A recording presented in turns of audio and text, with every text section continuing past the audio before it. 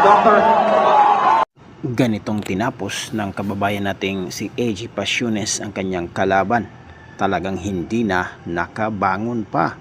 Panoorin ang buong video ng kanyang laban. Itong si Pasiones doon sa record ni Oclarit. Well, Oclarit, only one defeat sa kanyang professional career. Yan, power shots.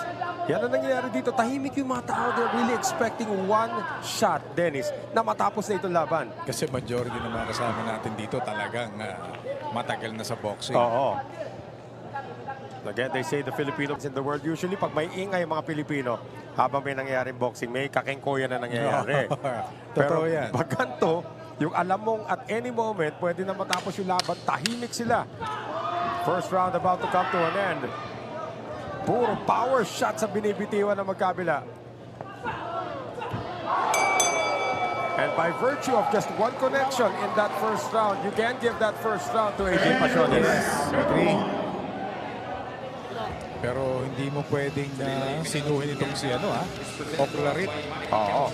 Mukhang nag-aabang din sa nakikita ko. Yun na nga. Sinong bibitiw, sinong ka-counterpunch. That was the connection earlier.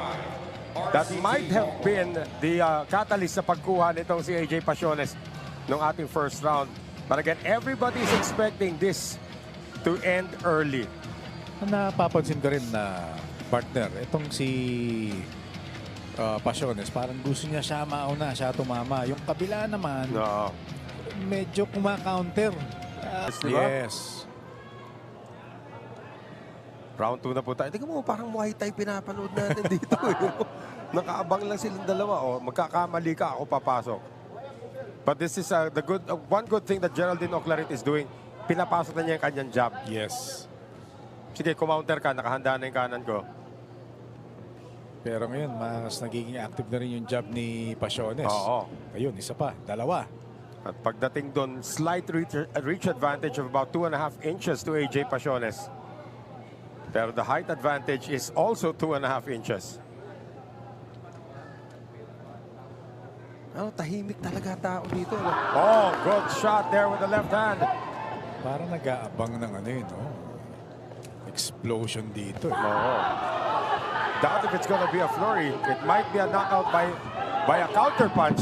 Very dangerous na ginagawa rito ni Pasiones. Sa pumapasok siya, nakaabang, and there's that shot coming from Oclarit. Pero pumapasok si Oclarit